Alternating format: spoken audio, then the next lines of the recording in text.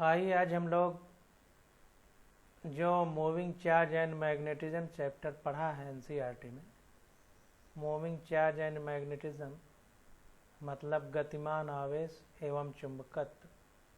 तो नीट में जो क्वेश्चन पूछे गए हैं तो उनके बारे में आज हम लोग स्टडी करेंगे। तो यहाँ पर देखिए, सबसे पहले मैग्नेटिक फोर्स यानी चुंबकीय बल पर आधारित जो क्वेश्चन पूछे गए हैं नीट में वो दिए जा रहे हैं। तो हम लोग क्रम से जो क्वेश्चन दिए जा रहे हैं उनको आधार मान करके उसी हिसाब से अध्ययन करते चलेंगे। तो देखिए, मैग्नेटिक फोर्स से संबंधित क्वेश्चन है। कह रहा है metallic rod of mass per unit length 0.5 kg per meter is lying horizontally on a smooth inclined plane which make an angle of 30 degree with the horizontal। तो कह रहा है एक लोहे की रॉड है जिसका द्रव्यमान 0.5 kg प्रति मीटर है। देखिए, जब हम एनसीईआरटी पढ़ते थे तो उसमें फेरों की संख्या आती थी तो प्रति मीटर फेरों की संख्या का जिक्र होता था। तो यहाँ भी जो हमारी लोहे की रॉड है उसका द्रव्यमान पर यूनिट लेंथ दिया गया है और ये रॉड हॉरिजेंटली रखी गई है स्मूथ इंक्लाइंड प्लेन से 30 डिग्री यानी हॉरिजेंटल यानी क्षैतिज से 30 डिग्री के कोण पर ये रखी गई है। कह रहा है the rod is not allowed to slide down by flowing a current through it when a magnetic field of induction 0.25 Tesla is acting on it in the vertical direction। कह रहा है कि छड़ हमारी क्षैतिज से 30 डिग्री के कोण पर रखी गई है और ये भी बता रहा है कि जब इसमें 0.25 टेस्ला का चुंबकीय बल चुंबकीय क्षेत्र इसमें लगाया जाता है और चुंबकीय क्षेत्र की दिशा क्या है, वर्टिकल डायरेक्शन यानी ऊर्ध्वाधर ऊपर की ओर, ऐसे मतलब क्षैतिज से 90 डिग्री के कोण पर। तो उस समय जब ये मैग्नेटिक फील्ड लगाया जाता है, चुंबकीय क्षेत्र लगाया जाता है, तो ये रॉड हमारी स्लाइड नहीं करती है यानी फिसलती नहीं है नीचे की ओर, slide down, not allowed to slide down, फिसलती नहीं है नीचे की। तो कह रहा है the current flowing in the rod to keep it stationary is. तो कह रहा है कि इस रॉड को अब फिसल नहीं रही मैग्नेटिक फील्ड डालने पे। तो कह रहा है कि इस करंट पर कितना, इस रॉड पर कितना करंट जो है डाला जाए कि ये स्टेशनरी यानी स्थिर रहे। तो फिर से क्वेश्चन को समझिए। ये कह रहा है कि एक मैग्नेटिक फील्ड है, वो मैग्नेटिक फील्ड क्षैतिज से हमारे इस तरह से क्षैतिज से 30 डिग्री के कोण पर लगाई गई। मान लीजिए ये हमारा हॉरिजॉन्टल प्लेन है, तो इस हॉरिजॉन्टल प्लेन से 30 डिग्री के कोण पर ये हमारी लग रही है मैग्नेटिक, ये रॉड रखी गई है 30 डिग्री के कोण पर और जो हमारी मैग्नेटिक फील्ड है वो इस क्षैतिज से 90 डिग्री के कोण पर वर्टिकल है, इस तरह। तो कह रहा है ये रॉड अपने स्थान से फिसल नहीं रही है। तो कह रहा है कितनी विद्युत धारा इसमें प्रवाहित की जाए जिससे अपने जगह पर स्थिर रहे, फिसले ना, ये हमको बताना है। तो जाहिर सी बात है कि रॉड का जो द्रव्यमान दे दिया गया है पर यूनिट लेंथ, इसमें mg पृथ्वी का mg नीचे की ओर काम करेगा, भार नीचे की ओर काम करेगा। तो इस पर इतना ही जितना भार नीचे को काम करेगा इतना ही चुंबकीय बल के द्वारा ऊपर को, मतलब चुंबकीय क्षेत्र के द्वारा ऊपर को बल लगे ताकि दोनों बल बराबर हो जाए, पृथ्वी का भार नीचे की ओर और चुंबकीय बल ऊपर की ओर, तभी ये अपने स्थान पर बनी रहेगी। तो अब देखते हैं, ये क्वेश्चन इस तरह के नीट एनसीईआरटी में हमने बहुत सारे किए हैं, अब इसको भी करके देखते हैं। तो यहाँ पर देखिए, एक एक चीज को हम लोग सही से समझेंगे। तो यहाँ पर देखिए ये रॉड है, रॉड हॉरिजॉन्टल से यानी 36 से 30 डिग्री के कोण पर रखी गई है। ये रॉड जो हम लोग देख रहे हैं, तो ये रॉड हो गई हमारी। और इस रॉड पर देखिए mg, पृथ्वी के कारण जो भार mg है वो नीचे को काम करेगा। और जो हमारा विद्युत क्षेत्र, चुंबकीय क्षेत्र है, ये चुंबकीय क्षेत्र है हॉरिजॉन्टल, और चूंकि वेक्टर क्वांटिटी है इसलिए वेक्टर बी लिखा गया है। चुंबकीय क्षेत्र यानी मैग्नेटिक फील्ड इस तरह वर्टिकल काम कर रहे हैं। अब देखिए ये 30 डिग्री है कोण, तो ये भी 30 डिग्री होगा। और अगर ये जो mg काम कर रहा है, इसके अगर हम कंपोनेंट की बात करें तो अब ये रॉड देखिए 36 से 30 डिग्री के कोण पर रखी गई है।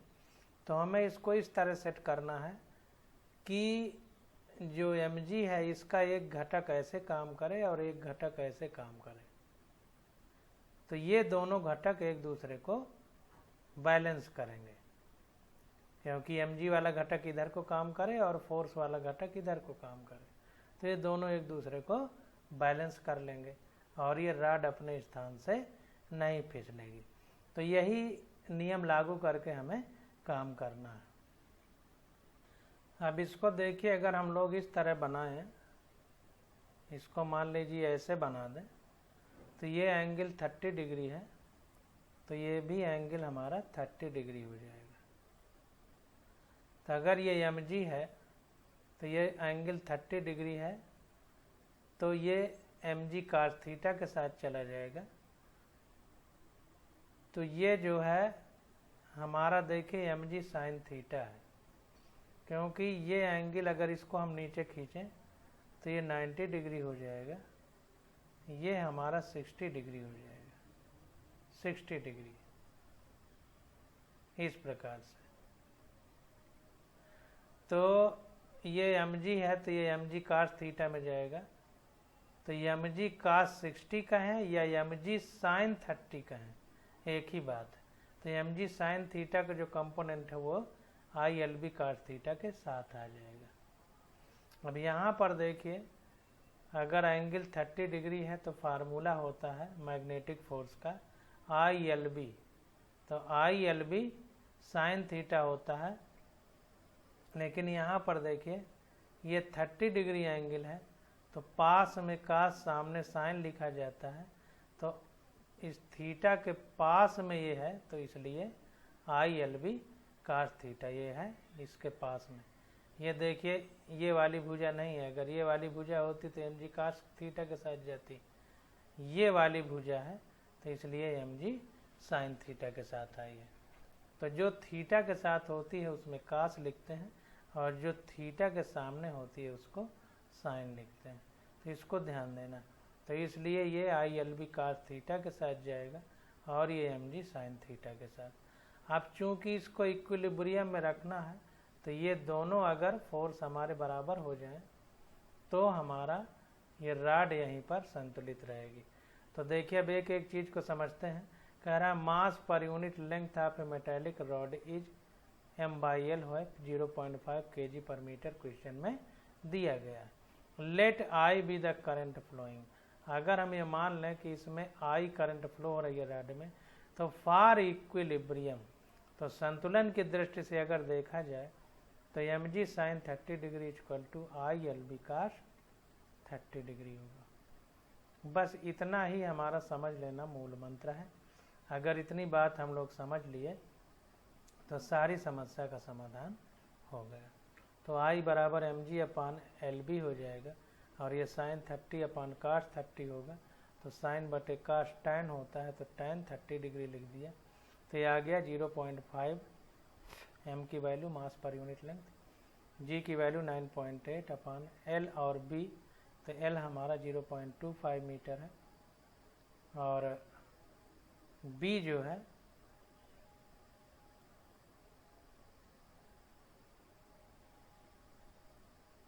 इसमें b की भी वैल्यू होगी tan 30 का मान √1/√3 लिख दिया है।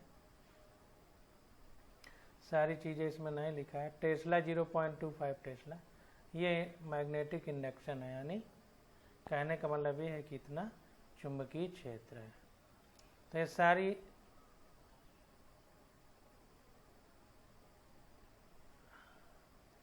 ये B की वैल्यू है, यहाँ पर B बराबर इतना है और tan 30 की वैल्यू ये है। तो इसको जब सॉल्व करेंगे तो 11.32 एम्पियर आ जाएगा। तो इतनी करंट अगर फ्लो कर दी जाए तो इस भार के विपरीत दिशा में चुंबकीय क्षेत्र, चुंबकीय बल इतना लगेगा कि ये रॉड अपने स्थान पर संतुलित रहेगी।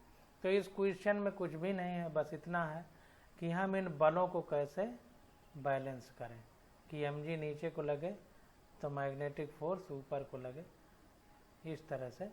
मतलब ये जो मैग्नेटिक फोर्स लग रहा है और ये mg इस रॉड में किस तरह से बैलेंस हो जाए, ये महत्वपूर्ण विषय है।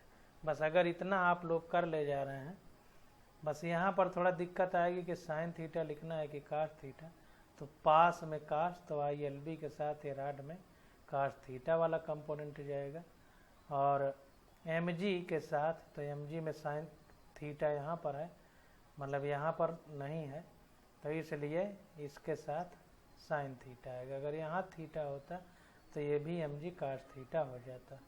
बस ये बात हमको ध्यान देना। अब दूसरा क्वेश्चन आ जाता है, तो इसको समझेंगे। तो देखिए कह रहा है कि when A proton is released from rest in A room, कह रहा है जब हम किसी प्रोटॉन को स्थिर अवस्था से किसी कमरे में छोड़ते हैं, it starts with an initial acceleration a0 towards west. तो ये अपने प्रारंभिक त्वरण a0 से वेस्ट की ओर चलना प्रारंभ कर देता है, पश्चिम की ओर। कह रहा है when it is projected towards north with speed v0, it moves with an vertical initial acceleration 3a0 towards west. तो कह रहा है कि अगर हम इसको प्रारंभिक त्वरण a0 से छोड़ते हैं तो ये पश्चिम की ओर जाता है, और अगर इसको प्रोजेक्ट कर देते हैं नॉर्थ की तरफ यानी उत्तर की तरफ v0 स्पीड से, तो ये घूम करके चला जाता है 3a0 त्वरण से किधर को, वेस्ट की तरफ, फिर पश्चिम की तरफ चला जाता है। तो कह रहा है the electric and magnetic field in the room are. तो इलेक्ट्रिक और मैग्नेटिक फील्ड कितना है रूम में। तो क्वेश्चन को फिर से समझिए कि एक प्रोटॉन है, उसको किसी कमरे में स्थिर अवस्था से छोड़ा जाता है, तो स्थिर अवस्था से जब छोड़ा जाता है तो वो अपने प्रारंभिक त्वरण a0 से पश्चिम की ओर चला जाता है। लेकिन अगर अब इसको प्रोजेक्ट किया जाए, पहले स्थिर मतलब ऐसे छोड़ दिया जाता था कि जिधर जाना हो उधर तुम चले जाओ, अब क्या करते हैं, अब इसको हम जबरदस्ती उत्तर की ओर छोड़ रहे हैं, प्रोजेक्टेड टूवर्ड्स नॉर्थ। तो ये v0 वेग से घूमते हुए अपने 3a0 एक्सीलरेशन को प्राप्त करता है, मतलब पहले के 3 गुना त्वरण को प्राप्त कर लेता है और फिर पश्चिम की ओर घूम जाता है। तो इलेक्ट्रिक और मैग्नेटिक फील्ड रूम में कितना है ये हमको बताना। तो देखिए यहाँ पर हमें पता है कि विद्युत क्षेत्र में बल F बराबर QE होता है। अगर इलेक्ट्रॉन है तो उसके लिए EE लिखते हैं। तो पहले फोर्स की बात कर लेते हैं, विद्युत क्षेत्र में जो बल लगता है। अब ये बल चूंकि त्वरण है, त्वरण उत्पन्न हो रहा है, तो यह बराबर ma होता है। a को a0 लिख देते हैं प्रारंभिक त्वरण के लिए, तो ये विद्युत बल QE के बराबर हो जाएगा। तो अब E हमारा हो जाएगा ma0/E। तो ये ma0/E वेस्ट की तरफ चूंकि घूम के जा रहा है, तो इसलिए वेस्ट की तरफ हमारा बल लगेगा। अरे वो इलेक्ट्रिक फील्ड होगी, इलेक्ट्रिक फील्ड। अब चूंकि प्रोटॉन है तो इसको थोड़ा ध्यान देना है कि प्रोटॉन है तो जैसे विद्युत क्षेत्र जो हमारा होता है, ये विद्युत क्षेत्र प्लस से माइनस की ओर होता है, ये हमने पढ़ा है। ये प्लस है, ये माइनस है, तो प्लस से माइनस की ओर होता है। प्रोटॉन क्या होता है? पॉजिटिव होता है। प्रोटॉन पॉजिटिव होता है, तो ये प्लस से माइनस की ओर चलेगा, तो प्लस से माइनस की ओर। तो अगर चुंबकीय विद्युत क्षेत्र वेस्ट की ओर है, ईस्ट से वेस्ट की ओर, तो इसी चुंबकीय क्षेत्र की दिशा में हमारा प्रोटॉन गमन करेगा, तो इसलिए वेस्ट की ओर हमारा प्रोटॉन जाएगा। इसको फिर से देख लेते हैं। देखिए, कह रहा है कि ये चलना शुरू कर देता है, start with an initial acceleration a0 towards waste, तो पश्चिम यानी वेस्ट की ओर जाना शुरू कर देता है। तो जाहिर सी बात है कि विद्युत क्षेत्र की दिशा में प्रोटॉन गति करता है। अगर रेस्ट से इसको बिना बल लगाए छोड़ दिया जाए, तो विद्युत क्षेत्र की दिशा जब वेस्ट की ओर होगी तभी तो वेस्ट की ओर जाएगा, तो इसलिए विद्युत क्षेत्र की दिशा वेस्ट की ओर है। अब देखते हैं चुंबकीय क्षेत्र की बात। तो चुंबकीय क्षेत्र में फार्मूला होता है F बराबर QV क्रॉस B, ये फार्मूला होता है। तो अगर हम B निकालना चाहें, तो अगर इलेक्ट्रॉन है तो Q की जगह E रख देंगे, तो ये हो जाएगा F अपान E इंटू V। ये Q की जगह हमने E लिख दिया, B बराबर। अब यह बराबर MA होता है, F बराबर हमारा MA होता है। तो यहाँ पर जो बल है वो MA रखेंगे, तो यह बराबर MA हो जाएगा। लेकिन यहाँ पर देखिए कह रहा है 3MA टुवर्ड्स वेस्ट, तो 3MA एक्सीलरेशन से जो है हमारा जो प्रोटॉन है वो मूव कर रहा है, अगर मैग्नेटिक फील्ड लगा दी जाती है तो इसको फिर से देख लेते हैं।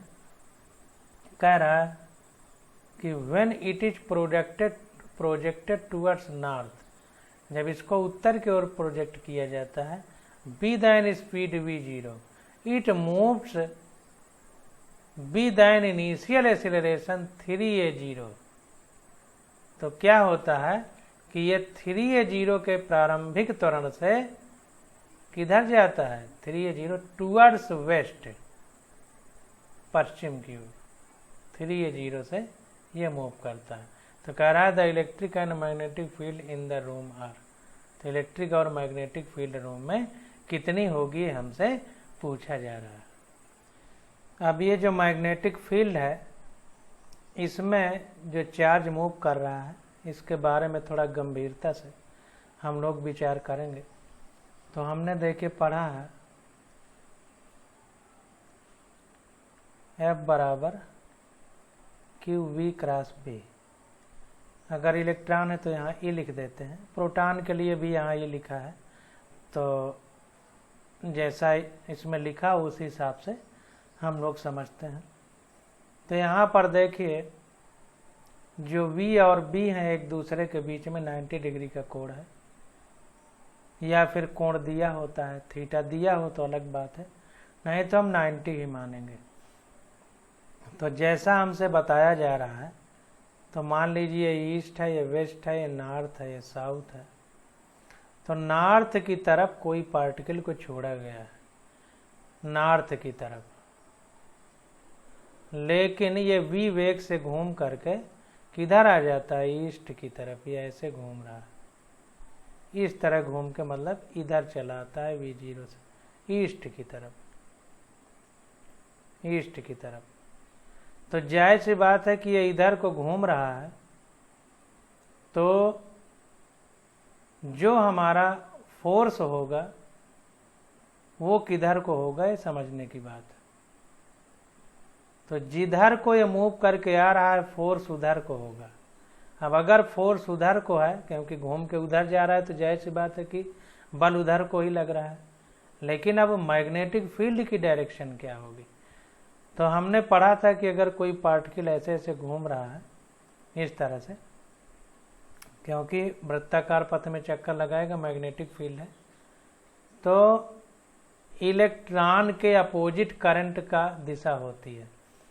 तो ये करंट की दिशा जब ऐसे होती थी तो इलेक्ट्रॉन के अपोजिट करंट की दिशा है, तो जाहिर सी बात है इलेक्ट्रॉन के अपोजिट प्रोटॉन की भी दिशा होगी। तो जो करंट के लिए लागू होगा वही प्रोटॉन के लिए। तो इस तरह अगर करंट चलती थी तो इसमें मैग्नेटिक फील्ड की दिशा क्या होती थी, यहाँ क्रॉस बनता था स्क्रू रोल से। हम कहते थे कि जो है करंट अगर ऐसे जा रही है तो स्क्रू अगर ऐसे क्लॉकवाइज घुमाया जाए तो कसने पे अंदर को धंसता है, तो इसलिए अंदर की तरफ मैग्नेटिक फील्ड होगी, यानी डाउनवर्ड। ये बात हमको समझ में आ गई। तो इस प्रकार से कुल मिला के मैग्नेटिक फील्ड की डायरेक्शन डाउनवर्ड यानी अंदर की तरफ होगी, और इलेक्ट्रिक फील्ड में तो जिधर को पार्टिकल मूव कर रहा है उधर ही होगी, तो वेस्ट की तरफ होगी। ये हमको ध्यान देना है। अब फिर देखिए यहाँ पर थोड़ा एक बारीक बात समझना है कि जो एक्सीलरेशन है 3a0 टूवर्ड्स वेस्ट, इसमें ये इलेक्ट्रिक फील्ड का जो a0 है वो भी जुड़ा हुआ है, तब ये 3a0 हुआ है।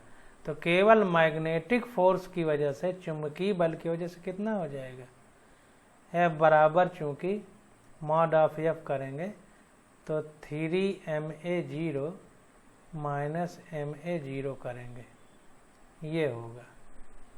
क्योंकि ma0 वेस्ट वेस्ट दोनों है ना, देखिए,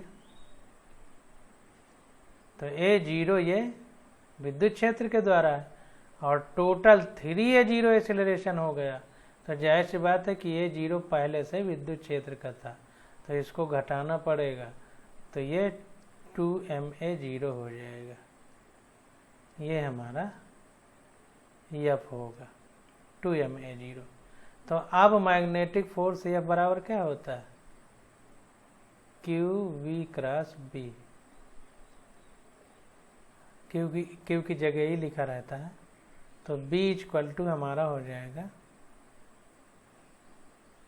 F अपान, ये नीचे चला जाएगा, QV0, V0 से मूव कर रहा है तो V0 और F की जगह 2ma रख देंगे, 2ma, तो 2ma0 अपान EV0, Q की जगह V0 रखेंगे।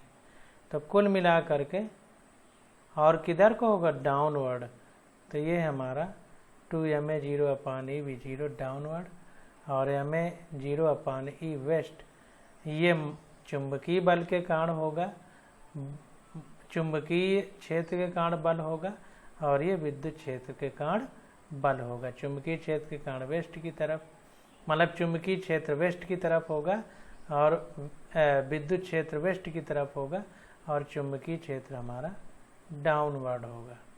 इसको ध्यान देना। अब अगला क्वेश्चन हमारा आ जाता है तीसरा, कह रहा है long straight wire carries a certain current and produces a magnetic field 2 × 10⁻⁴ weber per metre square at a perpendicular distance of 5 centimetre from the wire. तो कह रहा है एक लंबा सीधा तार है जिसमें कुछ करंट प्रवाहित हो रही है, और उस करंट के कारण उसमें चुंबकीय क्षेत्र उत्पन्न हो रहा है। चुंबकीय क्षेत्र की पावर कितना है, 2 × 10⁻⁴ वेबर पर मीटर स्क्वायर। और ये कितनी दूर पर है, 5 सेंटीमीटर उस वायर से दूर है। अगर इस 5 सेंटीमीटर को परपेंडिकुलर यानी अभिलंबवत नापा जाए तब। कह रहा है electron situated at 5 centimetre from the wire move with velocity of 10⁻⁷ metre per second towards the wire along perpendicular to it. अब कह रहा है कि इसी 5 सेंटीमीटर दूरी पर एक इलेक्ट्रॉन स्थित है फ्रॉम द वायर, मतलब वायर से 5 सेंटीमीटर दूरी पर कोई इलेक्ट्रॉन स्थित है, और वो 10⁻⁷ मीटर प्रति सेकंड के वेग से टूवर्ड्स द वायर, वायर की तरफ, एलॉन्ग परपेंडिकुलर टू इट, और इससे लंबवत वायर की तरफ जा रहा है। तो कह रहा है the force experienced by the electron will be. तो इलेक्ट्रॉन के द्वारा कितने बल का अनुभव किया जाएगा। इलेक्ट्रॉन का चार्ज दे दिया 1.6 × 10⁻⁴ 19 कूलम।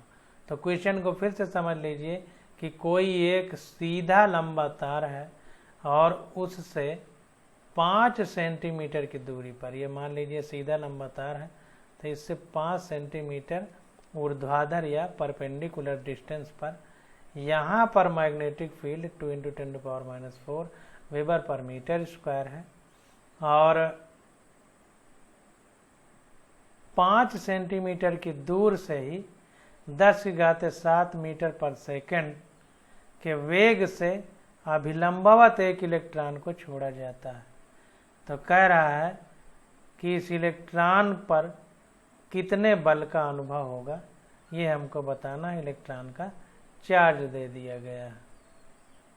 अब देखिए, ये सॉल्यूशन देखने से पहले हमारे दिमाग में एक बात स्पष्ट रूप से आनी चाहिए कि जाहिर सी बात है कि इलेक्ट्रॉन मूव कर रहा है और जो तार है उसमें हमारा करंट तार से 5 सेंटीमीटर की दूरी पर विद्युत क्षेत्र है और इलेक्ट्रॉन मूव कर रहा है।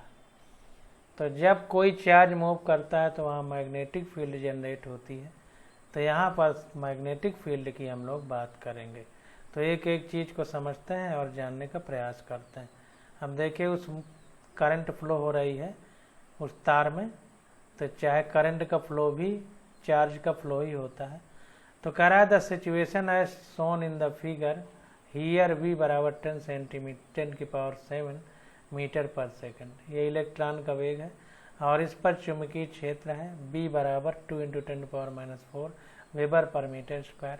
आप देखिए, दे दिया है तार, इसमें करंट फ्लो हो रही है, इससे लंबवत 5 सेंटीमीटर की दूरी पर यहाँ पर इलेक्ट्रॉन स्थित है और ये तार की तरफ अभिलंबवत 10⁻7 मीटर पर सेकंड के वेग से आ रहा है। अब जाहिर सी बात है, इसमें करंट फ्लो हो रही है, तो हमने आपको बताया था कि जिधर करंट फ्लो हो रही हो उधर को मुंह करके खड़े हो जाना है। तो दाईं तरफ क्रॉस होगा, बाईं तरफ डॉट होगा, यानी इधर विद्युत क्षेत्र की रेखाएं, चुंबकीय क्षेत्र की रेखाएं अंदर जा रही हैं कागज के तल में और इधर बाहर आएंगी। तो अब देखिए, इसी आधार पर हम क्वेश्चन को सॉल्व करेंगे। तो कह रहा है the magnitude of the force experience by the electron is. अब इलेक्ट्रॉन के द्वारा कितना बल का अनुभव होगा, तो हमें पता है अब बराबर EV×B हमारा फार्मूला होता है। अब यहाँ पर ये फार्मूला लगाएंगे। अब देखिए, इसमें बता रहा है कि चूंकि V and B are perpendicular to each other, तो साइन थीटा या थीटा की वैल्यू 90 डिग्री होगी, क्योंकि V और B के बीच जो साइन क्रॉस है तो इन्हीं दोनों के बीच का थीटा लिया जाता है। तो परपेंडिकुलर है यानी 90 डिग्री वैल्यू रखी जाएगी, तो साइन 90 की वैल्यू 1 होती है। तो EVB साइन 90 हो गया।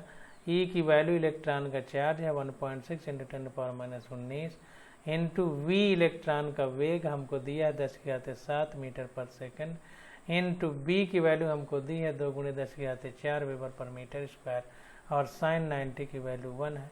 तो ये आ गया 3.2 × 10⁻16 न्यूटन। तो इतने बल का अनुभव इलेक्ट्रॉन करेगा। तो इस प्रकार से हमको क्वेश्चन को सॉल्व करना। अब क्वेश्चन नंबर 4 आ जाता है, इसको करेंगे और समझने का प्रयास करेंगे। अब यहाँ पर देखिए, कह रहा है uniform electric field and uniform magnetic field are acting along the same direction. तो इलेक्ट्रिक फील्ड और मैग्नेटिक फील्ड दोनों एक समान है, यूनिफॉर्म है और दोनों सेम डायरेक्शन में है। Field are acting along the same direction in an certain region, किसी क्षेत्र विशेष में।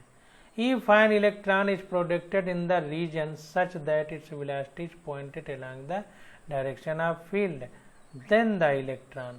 अब ये कह रहा है कि अगर एक इलेक्ट्रॉन को छोड़ा जाए उस रीजन में जहाँ ये इलेक्ट्रिक और मैग्नेटिक फील्ड स्थित है, तो कह रहा है its velocity is pointed along direction of the field. अगर इसकी वेलोसिटी को पॉइंट किया जाए जिधर फील्ड है, देन द इलेक्ट्रॉन, तो इलेक्ट्रॉन किस तरह से मूव करेगा ये हमको बताना है। अब देखिए, एक एक चीज़ को हम लोग समझते चले जाएंगे और करते चले जाएंगे। तो पहले देखिए, इलेक्ट्रिक फील्ड की बात हो रही है, तो हमने बताया था जब बराबर QE हमारा फार्मूला होता है विद्युत क्षेत्र में बल लगने का। चूंकि इलेक्ट्रॉन है तो नेगेटिव चार्ज के साथ माइनस ई वेक्टर ई लिखा है, तो force on electron due to electric field vector F E equal to minus E capital E हो जाएगा। अब force on electron due to magnetic field, अब मैग्नेटिक फील्ड की अगर बात करें तो मैग्नेटिक फील्ड में हमने पढ़ा है कि वेक्टर एफ बराबर ई वी क्रॉस बी होता है, यानी ये वेलोसिटी अगर मैग्नेटिक फील्ड से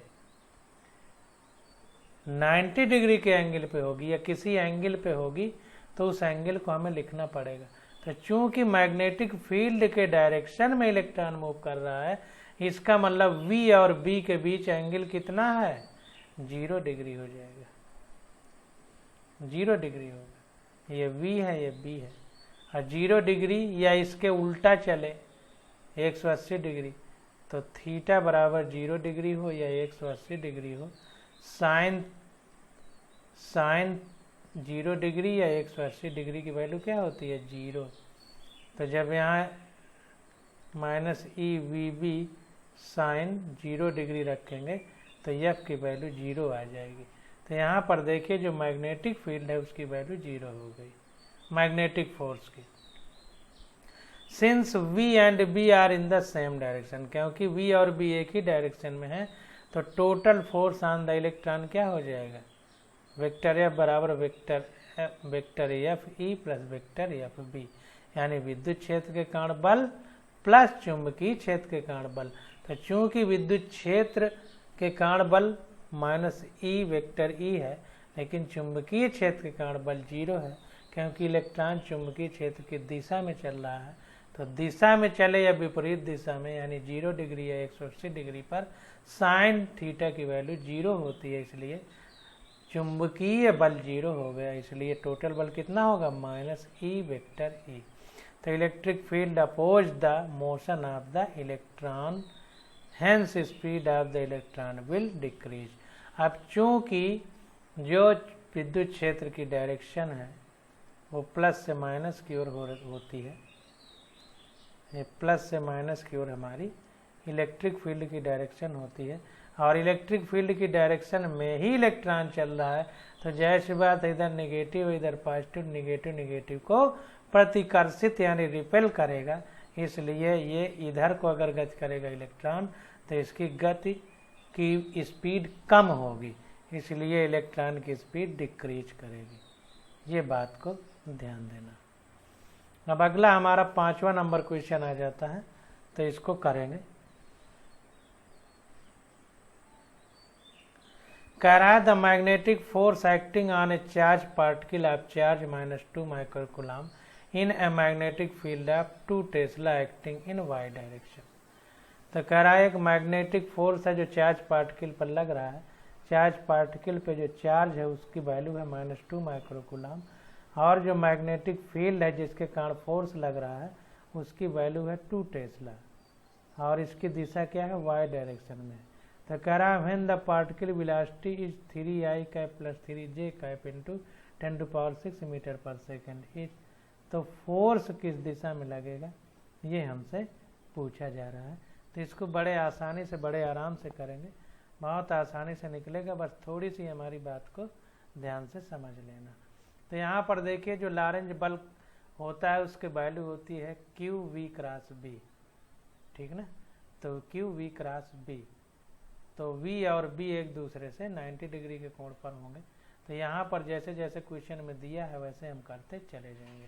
तो देखिए यहाँ पर Q की वैल्यू तो ये हमने रख दी -2 × 10⁻⁶ माइक्रोकूलम था, तो कूलम में बदल लिया। अब जो वेलोसिटी है हमारी वो वेलोसिटी है 2i cap plus 3j cap into 10⁶ metre per second, ये I और J में है, इनटू जो B है हमारा वो y डायरेक्शन में है, यानी x में I लिखते हैं, y में j लिखते हैं और z में k लिखते हैं, ये हम पढ़ते चले आए हैं।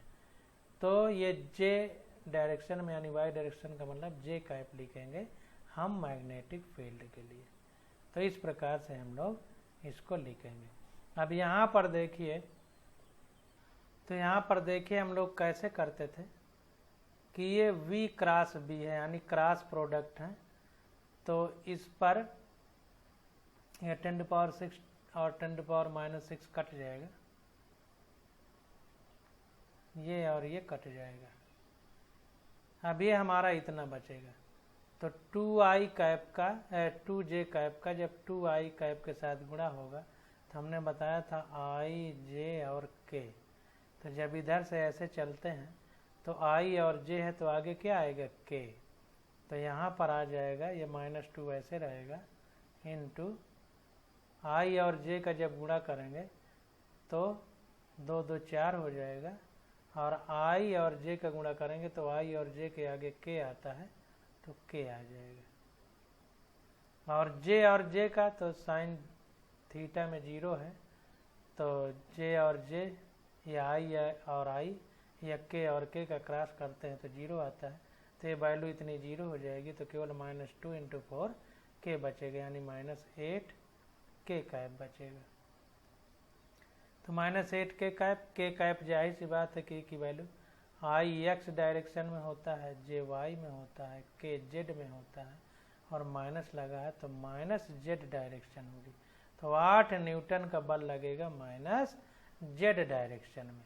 तो इस प्रकार से 5 का डी विकल्प हमारा करेक्ट हो जाएगा।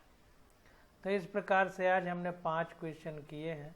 इन क्वेश्चनों को बहुत आराम से बहुत अच्छे से समझ करके आपको करना है, क्योंकि मैग्नेटिक फील्ड और इलेक्ट्रिक फील्ड में इलेक्ट्रिक फील्ड तो सीधा सीधा चलता है उसमें पार्टिकल, लेकिन मैग्नेटिक फील्ड में वेलोसिटी और मैग्नेटिक फील्ड एक दूसरे से 90 डिग्री पे होंगे तो इसके 90 डिग्री पर फोर्स लगता है।